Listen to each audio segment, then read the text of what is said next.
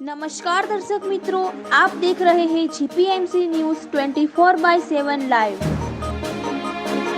Sponsored by Gurukripa मानव सेवा trust.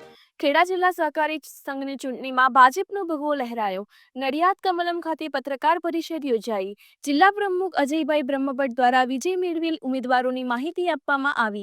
13 વિભાગો પૈકી 8 વિભાગોની બેઠકમાં ભાજપનો ભગવો લહેરાયો। ભાજપના ઉમેદવારો 8 વિભાગોમાં બિનહરીફ ચૂંટાયા।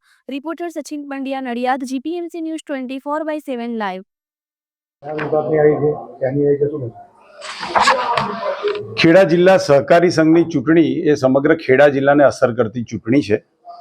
આ ચૂંટણીમાં ભારતીય જનતા પાર્ટીએ 13 સીટ પર પોતાના ઉમેદવાર ઊભા રાખવાનું નક્કી કરેલ। 23મી તારીખે ઉમેદવારી પરત ખેંચવાનો છેલ્લો દિવસ હતો।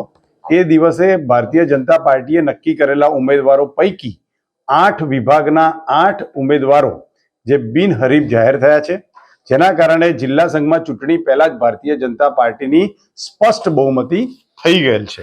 બિનહરીફ થયેલ ઉમેદવારમાં જિલ્લા કક્ષામાંથી જયેશભાઈ પટેલ, નાગરિક બેંકમાંથી ચંદ્રેશભાઈ પટેલ, વ્યક્તિ સભાસદમાંથી ધર્મેશભાઈ પટેલ, વસોમાંથી રાજેન્દ્રભાઈ પટેલ,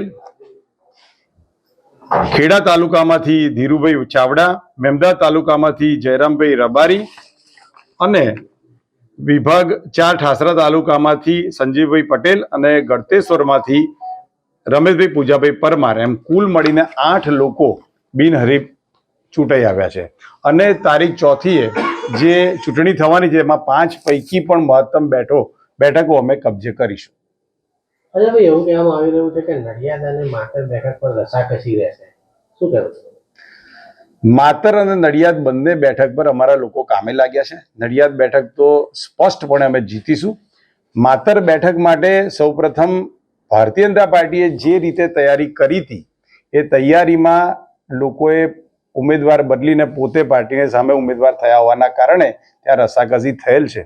માતરના જે ઠરાવો આવેલા એ પહેલા અમે જ કરાવેલા હતા, પરંતુ એ ઠરાવોને જે માધ્યમથી કરવામાં આવ્યા હતા એ માધ્યમે પાર્ટીની સૂચનાને અવગણીને પાર્ટીની સામે ઉમેદવારી કરી છે, પરંતુ એ બેઠક પણ અમે લેવા માટે પ્રયત્ન કરીશું।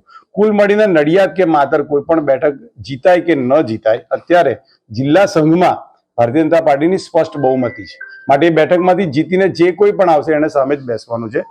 માટે મંડળીના સૌ લોકોને હું વિનંતી કરું છું કે ભારતીય જનતા પાર્ટીની સ્પષ્ટ બહુમતી આવી ગઈ છે, તો માતર વિભાગમાં, નડિયાદ વિભાગમાં, મૌધા વિભાગમાં, કપડવંજ વિભાગ અને કઠલાલ વિભાગમાં ભારતીય જનતા પાર્ટીના જે ઉમેદવારો છે એને જ મદદ કરે તો જિલ્લા સંઘ એ એકમતથી ચાલે અને સંઘ સાથે કામ કરતા લોકો વિવિધ કોઓપરેટિવ સોસાયટીમાં અને એનું સંચાલન કરતા લોકોનું કોઓપરેટિવ શિક્ષણ મજબૂતાઈથી કરી શકે, એના માટે જિલ્લા સંઘને મજબૂતી આપવા માટે 5 ઉમેદવારો જીતાવી લાવવા માટે હું અપીલ કરું છું। માતરની અંદર ભાજપના પૂર્વ ધારાસભ્યો ફેસબુક લાઈવના માધ્યમથી કહ્યા છે કે આ ચૂંટણી ભાજપ કોંગ્રેસ મૂકી હતી, ભાજપ કોઈને મેન્ડેટ નથી આપતું। આપણા દ્વારા માત્રમાં કોને મેન્ડેટ આપવામાં આવ્યું છે?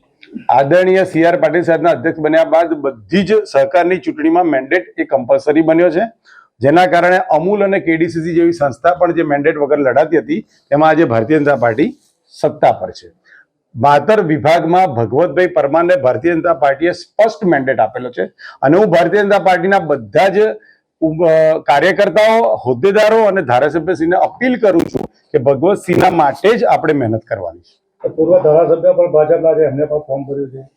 એ બાબતનો નિર્ણય બહુ જલ્દી પ્રદેશ ભાજપ લેશે।